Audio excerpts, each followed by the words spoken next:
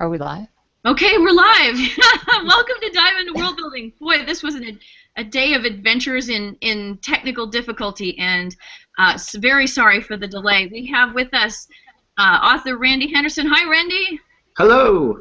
Nice to meet you, and thank you so much for joining us. We're going to talk to Randy about his urban fantasy series. So how many books are in the series are out, Randy?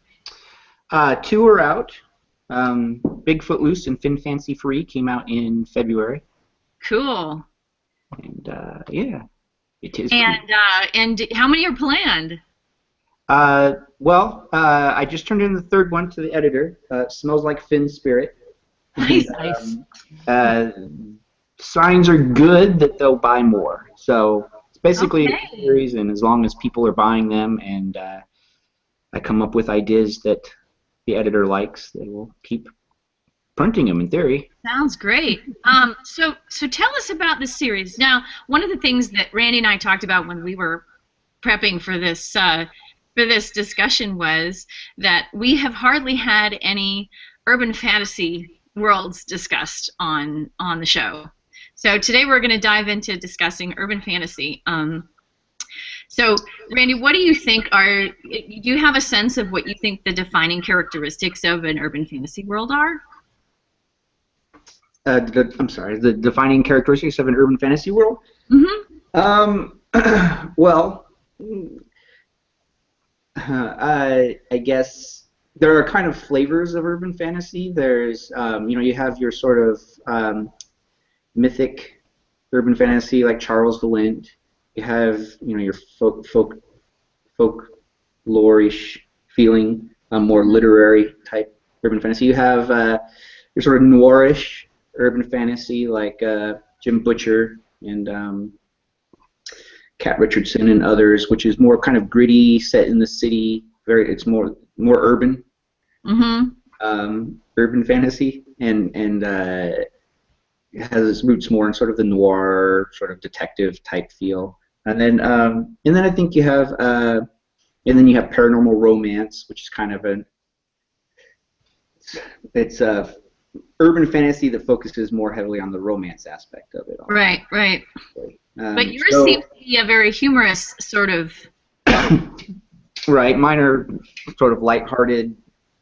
Mine are set in a seaside town called Port Townsend here in Washington. It's a quaint little town with lots of cool Victorian buildings and Fort Worden campground and things. So there's not much urban in my urban fantasy, but I think they call it urban fantasy because they have to slot it somewhere. It's also called contemporary fantasy is another term. I think people use contemporary fantasy when they say urban fantasy is dead or urban fantasy doesn't sell. No, it's contemporary fantasy. Yeah.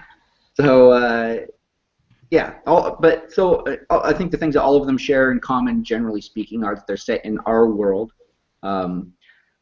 Sometimes people will they'll take a city that is our world, but then make up a name, and it's clearly they'll call Seattle, I think in Karen Memory, and it's not technically urban fantasy, but I think she calls it Pacific City. It's really, I think, based on Seattle. Anyway, so generally speaking, it's set in our world, but with magic, and to some degree, either that magic is known to the mundanes or it isn't. Okay. So yeah, the advantage of urban fantasy is that sort of those levels of world building, right? There's the map level where you get to draw mountains and rivers and create continents and kingdoms and all of that fun stuff. That part is pretty much taken care of when it comes to urban fantasy because it's set in our world. So really, and then even to a degree, the next level of world building, which is sort of your nation and cultures building and all of that fun stuff, religions. Mm-hmm. A lot of that is sort of taken care of. What are your gender dynamics? What are your all of the what are the economics? A lot of that is already taken care of. Yeah. But when you lay on top of that sort of magical cultures or magical world, then you have to well, you don't have to, but I enjoy and I find interesting when people explore all of those aspects of the magical realm.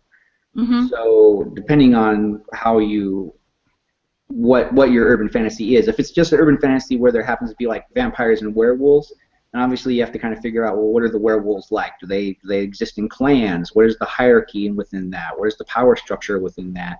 Right. How do they what do they do for money? Do they just have regular jobs, or do they hunt? Or so you have to figure all of those sort of world building aspects out to some degree for your magical cultures specifically, in relation to our existing real world cultures. Mm-hmm. Yeah, and like any world building, it would be easy to get kind of sucked into that, and doing a lot of research.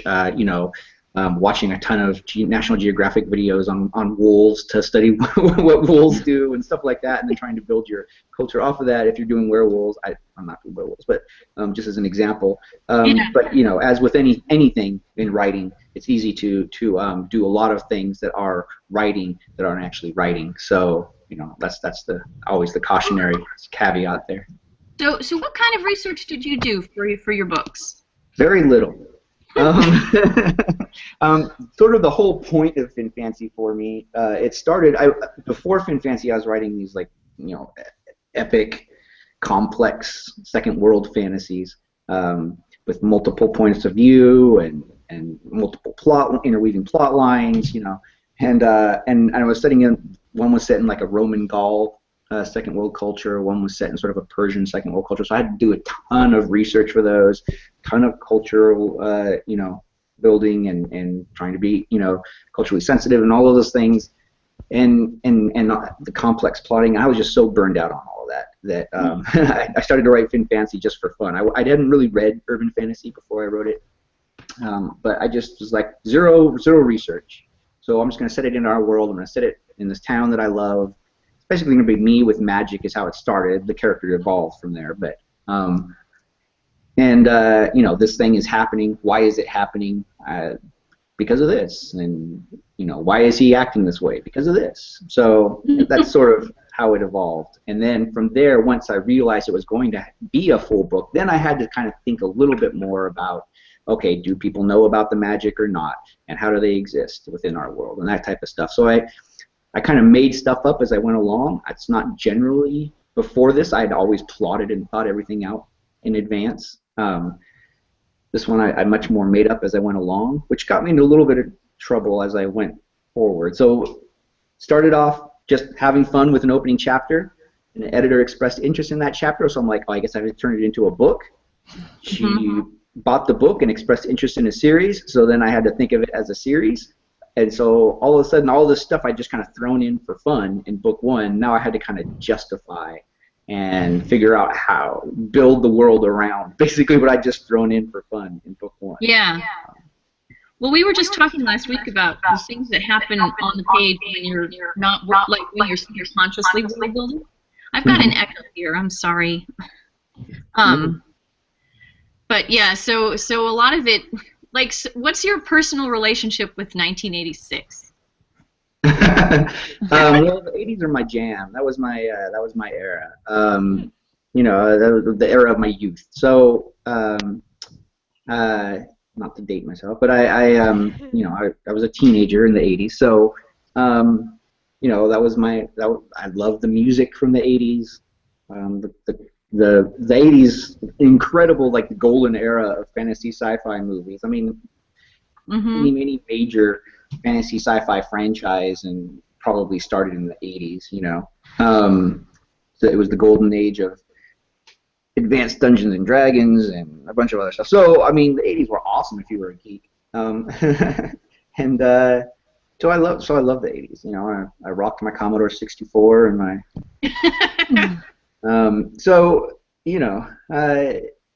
a ton of great RPGs came out in the 80s. I mean, ton of great games. Well, but I mean, so one of the things, I mean, you were saying just a minute ago that a lot of the elements of the world building are taken care of, but at the same time, whether you made them consciously or not, you've made a lot of choices that influence what the nature of the world that you're depicting is on the page, right?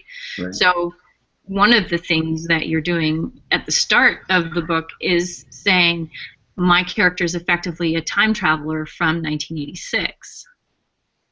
Effectively, yeah, exactly, right. Well, so what it does is it creates this really interesting sense that even though he's an insider, he's also an outsider, and it allows you to fold the other time period and all the humor inherent in that into the modern narrative.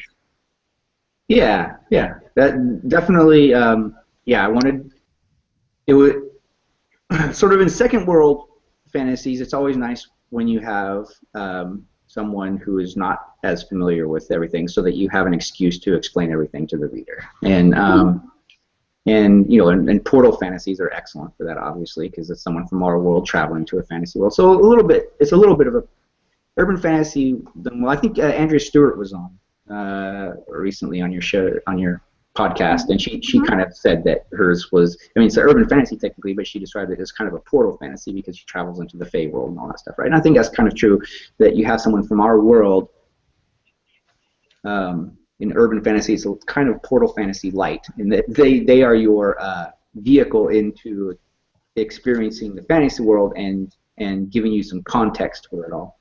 And I think that's true in this case as well. And the fact that it was from 1980. So the premise of Fancy Necromancy, in case you don't know, is that he's a young man who is exiled at the age of like 15 back in 1986. He's exiled to a Fey other realm, basically imprisoned there. His spirit is, while Changeling inhabits his body in our world for 25 years. And he's coming back at the beginning of the book in 2011 and is immediately framed for another crime. And he's supposed to get memories to catch up on everything, but he doesn't. So basically, kind of a fish out of water. He's 19. His whole frame of context is the 80s. So he gets to experience all the new technology and everything like that, and also note how magic has changed and everything. So. Yeah, it's it's really, really fun. Oh, good. I'm glad you liked it. Yeah.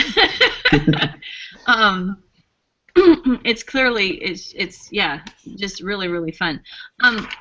So you've talked about what your core inspiration was, and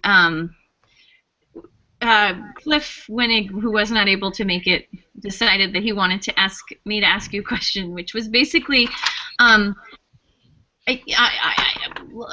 caveat, which is that I haven't read a ton of urban fantasy, but his statement was that in a lot of urban fantasy, what you have is a lone protagonist up against this complex interweaving of worlds, whereas in fantasy, what you're seeing is you're seeing a person who has a family, and the family's role is very important. Yeah, absolutely. That was a conscious choice on my part. So I did, when I realized I was going to be writing the book, I hadn't read a lot of urban fantasy myself. I'd seen the Dresden Files TV show, I think, at that point, and but I was aware of urban fantasy. I'd read the book covers. I've seen all of the covers, a lot of them with a woman with a tramp stamp and a sword over her shoulder or whatever. But my impression of most of them, is that you have a lot of times sort of a lone, grizzled, badass character or tough as nails character who is thrust into these situations and has to deal with them. And I really wanted to kind of do something different. It probably didn't hurt. I was sort of binge watching Arrested Development at the time, so that didn't. But so I wanted to kind of comedic family dysfunction. I wanted to be an ensemble thing. For me, a lot of the fun, it's just makes it easier for me because that produces potential tensions and storylines. It also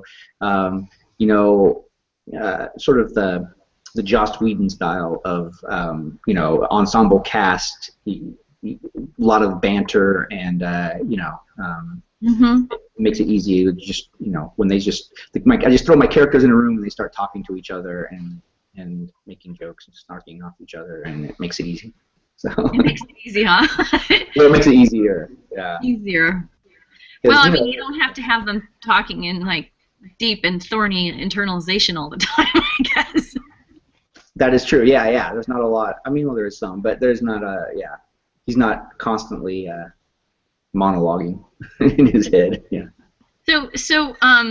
Am I right in seeing a sort of mafia vibe here? In the gnomes, or Well, well, there's a little bit of a flavor of that. I mean, I'm getting families, I'm getting oh yeah. Well, crime, I'm getting yeah. Um, no. Sorry. Yeah, no, not not really. generally speaking. His family's more of a so he comes from a family of necromancers. I chose necromancy again, kind of going back to what you were saying before about, or Cliff's question about other urban fantasies. A lot of them are wizards or werefolk Uh-huh. of some kind. And so I wanted something different, so I chose necromancy. But it also gave me the family is like they run a sort of a mortuary for the magical. And so I wanted a family business, basically, that he could be a part of. But I Okay. wanted him to have a power that wasn't, that didn't allow him to escape out of situations by blasting someone with a lightning bolt or, that kind of thing. So his power is kind of lame in a lot of ways. I mean, he can talk to the dead. It's basically his power. And he can summon spirits, and he can use that sometimes to sort of like he can cause you a lot of pain by trying to rip your spirit out of your body while you're still alive, but you can't actually steal your soul or anything. And he doesn't raise the zombie. There's no zombie raising or anything like that. It's not that kind of necromancy. So, yeah, and he kind of hates it because when he talks to the dead, it drains his own life energy. So he wants to make video games, is what he wants to do. So, okay, so given that you said you didn't do any research at all, Yeah. I'm wondering, you've got a pretty clear sense of how the magic works for him. Mm-hmm. Was that something that you researched at another time, or is it sort of like, well, this is the accepted way that Fancy works? I mean, Yeah. what were your choices regarding that? Well, I kind of largely made it up as I went along, but there were a couple of influences. First, I actually had written a nonfiction piece on necromancy for Fantasy Magazine several years ago, so I had some ideas about necromancy, but generally speaking, probably one of the biggest influences on the magic in my fancy books is a book called the Master of Five Magics by, I want to say, Lyndon Hardy. Uh-huh. It's basically a love story to magic systems. It's like the whole book is really about this character. The world has 5 different magic systems: wizardry, sorcery, anyway, and thaumaturgy, and each one has very distinct abilities, distinct rules, ways of working, all of these kinds of things, and they all, distinct where they draw their energy from in different ways, but they're very siloed, like they hoard their secrets, right? So there's this character is someone who manages to travel in order to complete the quest, is forced to kind of move from system to system and learn sort of the fundamentals of each system, and becomes sort of an archmage, but it's just basically an excuse for you to kind of get inside and see how these different magic systems work, and it's a great book for that. Yeah, yeah. My magic's not the same as in that book, but that heavily influenced me. I have 5 different types of magic users, and so I can totally see how that influenced So me. you have multiple different types of magic users. Yep. There's wizards, who are the kind of cool, badass people who can throw fireballs and lightning and all that kind of fun stuff, but they mostly work off of tattoos now. The technology has evolved. They used to use wands and stuff, but now they can't. There's thaumaturgs, who are basically magical inventors and creators of objects. There's sorcerers, who are in the mind, and there's branches. There's, sorcerers can be illusionists, they can be mind readers, and that kind of thing. And then necromancers, of course, who can talk to the dead and manipulate spiritual energy. and alchemists, who can their ability is to activate the magical properties of ingredients and stuff. Wow, cool. Well, it gives you a lot of ground to cover. Yeah. Well, and that's just the magic. So there are basically three major groups in the books. There's the human arcana, who are those use the 5 magics. There's the Fae, who live in the other realm, and then there are the Fae blood creatures, who are basically when the Fae spirits, when the way back, managed to travel over into our world and inhabited or basically blended with creatures and people in our world, created all the creatures of myth, centaurs and dryads and all that kind of stuff. Well, it's funny because we were just talking about rederiving things. So about what? Rederiving things. Oh, rederiving, yeah. Like, like you have a particular effect that you would like to have. Like, for example, centaurs or whatever that happens to be. And you can say, well, they come from the source that they have in the traditional mythology. Or you can say, I've got this thing where the Fae come over, and then that's where they come from. Yeah. Or, we spoke with Kat Rambo about Beasts of Tibet, and great book. That has the same kinds of mythological creatures, but yet a different type of origin and significance to them. So yeah, I think it's slightly different in in a second world fantasy like Tibet. You can she's created a deep, rich mythology for her world over years. It started as a gaming world, if I remember correctly. And in a second world, you can have that. I mean, the races can have always been there, or you can have like a history of how they've evolved. And then so it's different. And then in urban fantasy or a fantasy set in our world, you have to either just kind of hand wave it and say they've always been here and just hidden the creatures of mythology and just leave it at that, or you have to come up with some excuse as to some explanation as to how they exist within our world. That was part of the fun of Bigfoot Loose, my book too. Again, Fin Fancy was just written for fun, and then Bigfoot Loose, I'm like, okay, now it's going to be a series. I have to explain all of this. So where the Fae in the first book, they just existed solely and the other realm existed solely so that he had some place where he was kept for 25 years. That was basically their main purpose in book 1. And the Fae blood creatures were there to be cool. I wanted to have some Sasquatches and gnomes and other things running around and causing problems. But then in book 2, then I had to delve into. I had to explain the world and sort of lay the foundation for it to be a series. And so I had to come up with sort of the how do the Fae and the Fae Bloods and the human arcana? What is the relationship between them? What are the power dynamics? What is the economy of this? What do they gain? What are the benefits that they gain from each other? What are what keeps them in check? One group from trying to take over conquer the other. And was that a difficult process for you? Was that a cool process? Cool, difficult? I mean, what was that process like? Did you sit down to write the second book and go, oh my gosh, I need to know all this, and it was already there? Yeah. But you just had to elaborate it, or were you like, oh my gosh, there's a big hole here? I mean, what was it like? Some of it I just kind of made up as I needed it. So like when they come to a point where it's like, why would they do this, or why wouldn't they do this is more often the case. It's like, well, they could get out of this situation simply by doing this. Why wouldn't they do that? Oh, okay, because of this.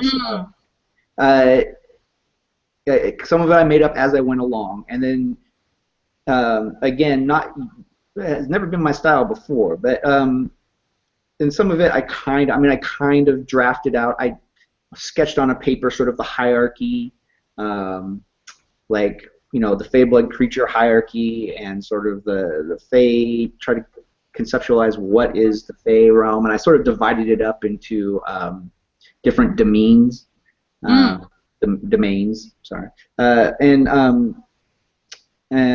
demesnes, and that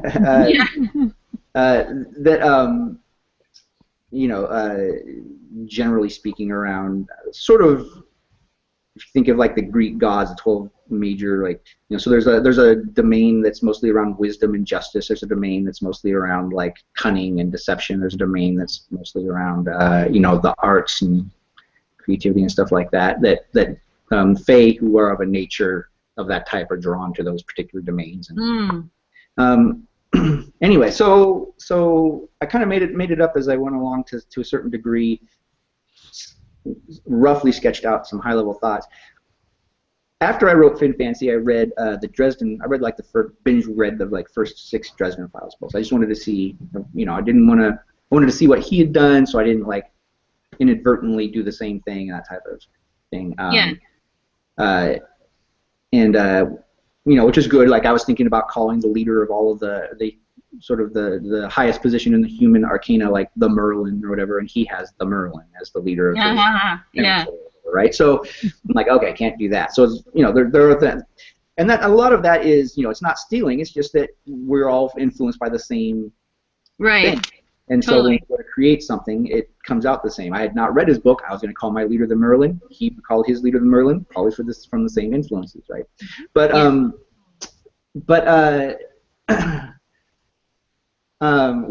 of the things I really, from a world building perspective, one of the things that I kind of saw in his books, and I kind of had already naturally done myself just by happenstance and was happy, was that he sort of created a sandbox that he can play in and create lots of stories out of.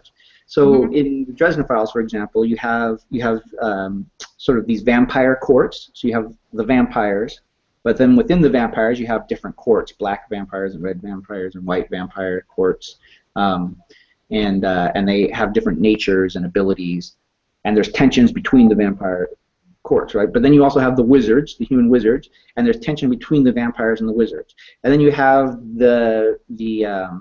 essentially the Fae in his the Never Never, who are divided into courts: summer court, winter court, etc. Right? So you have tension between the vampires and the Fae. You have tension between the vampires and the wizards. You have tension between the vampires and, you know, the wizards and the Fae. You have tension between the courts within the Fae, tension between the courts within the vampires. So there's power plays within the wizards. So just by creating that world with these factions, you've automatically created infinite potential for stories. You know, by all these potential conflicts and points of intersection. So yeah. So I'm glad that I did that. On the other hand, it's hard to resist the urge to go big and go epic. My nature is to be an epic fantasy writer. And so, you know, I don't want him to be saving the world every book. I don't want him to be like having these epic wars between these big forces every book. You know, I want him to be just trying to live his life and getting into wacky misadventures. And occasionally, that leads him to having to save the world. But you know, that's just a sidebar. yeah, exactly. And by the way, I saved the world. So, yeah. So even though I've kind of created the potential for these sort of world-affecting events and conflicts, I'm trying to keep it real, keep it small to some degree. Well, I think it's actually really important that you're not trying to save the world all the time. Yeah. And as far as stakes go, saving the world it's common, but it's not actually that motivating. Yeah, like, exactly. If you're just saving the world, everybody's like, oh, saving the world, everybody does that. Because you've seen it so often in fantasy, right? I mean, unless you have some kind of personal stakes involved, then saving the world kind of feels very, not very concrete. Well, and it's also like, I was very grateful that there was a discussion basically around Star Wars around the time that I started writing these books, and it was around the prequels, why the prequels suck. And one of the reasons that the arguments is that when you think of the battles, all of the battles in the prequels, you know, like the lightsaber duels in the original trilogy are all very personal. Right. Obi-Wan and Darth, master versus, you know, student, and, you know, Luke versus Darth, you know, son and father fighting and fighting for something. Then you think of the prequels, and it's like, you know, oh, Darth Maul comes out of nowhere, and he's all cool and everything, but there's no real personal stakes. There's no Right. relationship. There's no history between them. So, and all of the awesome Jedi duels with everyone flipping around and lasers flying everyone, battling a bunch of robots. None of it. It's all very flashy and cool and epic and much larger in scope, and yet it's not very. There's no personal stakes. There's no history. There's no emotion there, Right. which is why even though they're bigger and flashier, we don't. They're lacking substance in some way. Right. And so that whole argument really stuck with me, and so as I was writing Fin Fancy, every once in a while I'd be like, cool battle scene, and I'm like, wait, no, let's not just have a cool battle scene here. Like, I need to make it personal. If I'm going to have a battle scene, like, why? So a lot of times I would switch up characters or go back earlier in the book and establish a precedent for why this is happening. And that's kind of, if you read like Donald Moss's 21st century, writing 21st century fiction and some other things, you know, there's the philosophy of sort of backwards plotting. And a lot of this comes out in revision, not when you're writing. A lot of this comes out in revision. Right. Don't feel like you have to have all this figured out ahead of time. But is going back, you know, you take a scene and how can I make this scene more emotionally impactful? How can I make this scene as incredible as possible? Right. And a lot of times it's by reverse engineering, going back and setting the scene up, putting things in earlier to create it more emotional resonance. Right, and I think you're right there, because honestly, a lot of what goes into our sense of the significance of a particular event is what we know about everything that led up to it. Yeah. And so if you just, this is one of the things that sometimes people fall into when they feel like they have to start a story with action. They'll jump into something big and flashy and exciting, but because it's the first thing you're seeing, there is no opportunity to set the stakes and have the personal significance come in. So it's kind of an interesting tension between wanting your opening be exciting and wanting to have it mean something, right? But yeah, I think that's a really good point. And it's a little bit different in series. Like if you've established the characters and stuff, you can have an opening scene of action, and you already know the characters and you care. If it's your first book or in a series, or even in later books and series, starting with action is good advice, but it doesn't mean have like bullets whizzing. It just means have them doing something. Don't have them sitting around. Have some drama, have some tension. Preferably have at least 2 characters in the scene, so that there's something going on. Yeah, but not like 20. Yeah. That's the trap I always fall into. Yeah, ease people in. Yeah, don't. Yeah. If they have to remember like, 20 people. And let's have a huge crowd scene. Yeah. But so very cool. Okay, so do you want to give us a little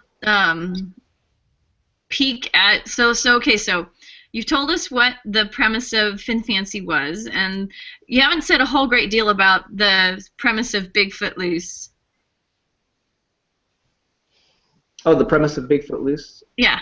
I just remembered there was a chat there. I was making sure I didn't miss anybody's questions. Oh no, that's totally fine. I'm sorry.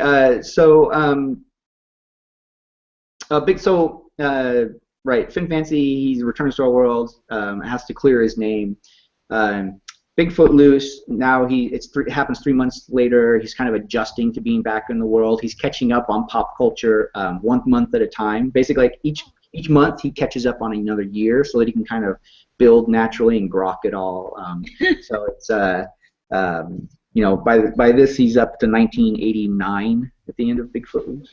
So there's still a lot of 80s jokes and humor and stuff. And then, but the premise is basically he's decided to try, in order to get out of being a necromancer, he's going to try doing a magical dating service for magical creatures, basically, matchmaking. And that brings a Sasquatch to him who's looking for true love. So he's trying to help the Sasquatch get true love, find true love, and that leads him into the middle of sort of a Fey Blood rebellion. There's a group of Fey Blood activists who have gotten into a bit of trouble, and he's trying to help clear their names, help them out, and that leads to a larger conspiracy. A bunch of wackiness ensues. So wow. travel a little bit into the Fey Other Realm and see a little bit of the Fey Other Realm. Not as much as in book 3. Oh man. It's always hard because, especially if you're writing a series, or basically I have to write a book a year, which is a good problem to have, but that's crazy. Yeah. So especially when I really am making this up completely as I go along, so I don't have like master plots already when I start. It's like I have to come up with everything and write it all and have a finished product in a year. So on top of life, which is fun. But again, not complaining. It's a great problem to have, but woo, is it fun? So yeah, I hear you. yeah. So so I forgot what I was talking about. Oh, I don't know, but you were saying that you were going to see more of the Fey Realm in book 3. Yeah, I'm really excited about book 3. So that's why I was saying. That's where my head is at. You know, so like by the time Bigfoot Loose comes out in February, I have been working for a year. It's like been over a year since I wrote it. Mm-hmm. That's just the way the traditional publishing cycle sort of works. Is you turn in the book and then it comes out a year later, and in that course of that year, when you're waiting for book 2 to come out, I'm writing book 3. So when book 2 comes out, my headspace is completely book 3. That's where, you know. Yeah.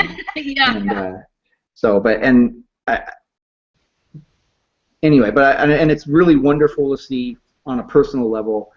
This is not like a humble brag or anything, but it's sort of like I can see how I've grown novel to novel. I can see That's cool. in the writing of them how I am anticipating things a little more upfront now and thinking of things a little more upfront in terms of plot and character, to where I'm having to do lesson revision and go back and make things more emotional, make things connect. I'm able to think a little bit more ahead. So it's, you know, the more you write, the better you get as a writer, the more natural a lot of the, you know, show don't tell and write what you love and all that stuff will just sort of naturally start to you won't have to think consciously about it as much. But yeah, so it's really great to see. So do you want to give us a little preview book 3 of book 3? Yeah. Smells Like Thin Spirit. So we're into the 90s now. He's caught up to like 90 to 92 pop culture, and Smells Like Thin Spirit is basically I wasn't they bought 3 books as the potential, you know, with the potential for more in a series. There was no guarantee that there was going to be a book 4, so I tried to kind of create sort of an arc in books 1 through 3. So book 3 kind of nicely wraps up a lot of the things that were happening over book 1 and book 2, and kind of a culmination of some of the plot threads. But still leaves plenty open for future books. And it's, in summary, he has to stop. He has to save the world. Book 3 is where he saves the world. So book 1 he has to save himself. Book 2 he has to save. He has to protect his family and save a group of Fey-blood creatures. And book 3 he has to save the world. And a good third, it's sort of a 3-act almost structure, not consciously, but like the whole middle section is in the Fey Other Realm, and you get to visit a couple of the domains in detail, and so it's, and I love that part, like that part of the reason that I wrote Fancy at the time was because I just wanted to like get back in touch with my love of fantasy, the things, you know, that sense of wonder and joy that made me read fantasy when I was younger and fall in love with it, and all of the complex plotting and stuff with Second World fantasies that I'd been doing, sort of, you know, I mean, I was still enjoying it, but it was a lot of work, and I just wanted to have some fun. So that was what started Fancy, and then now I'm really enjoying the sort of the world building of a lot of the traditional fantasy elements that I get to build now in the Fey Other Realm and through the magic systems. And I thought that urban fantasy would be writing urban fantasy would not have as much of that fun stuff, the world building and the magic systems and all that.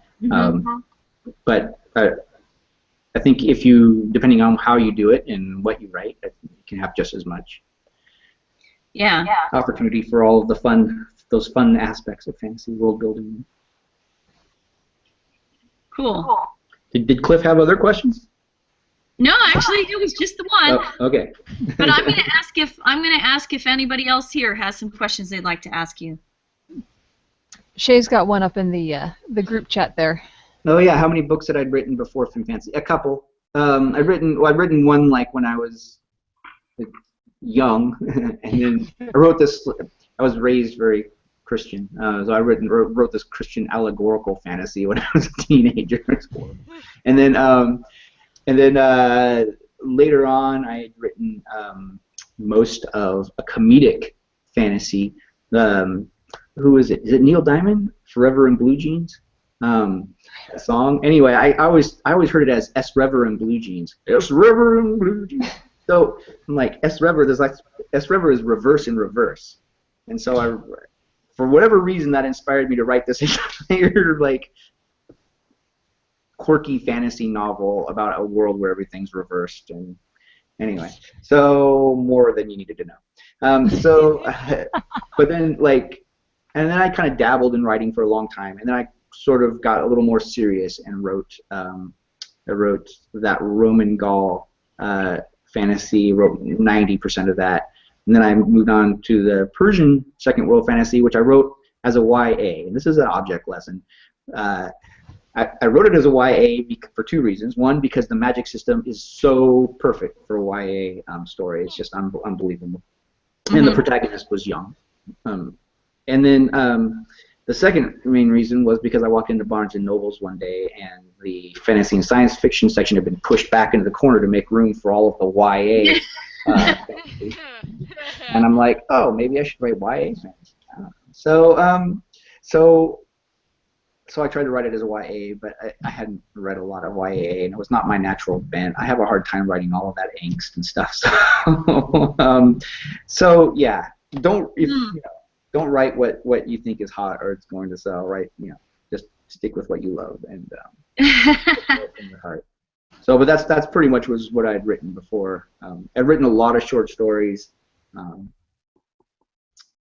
And you don't necessarily, some people will say write short stories before you write novels. I think there's pros and cons to that. There are people who write their first, just sit down, write a novel, and it's amazing.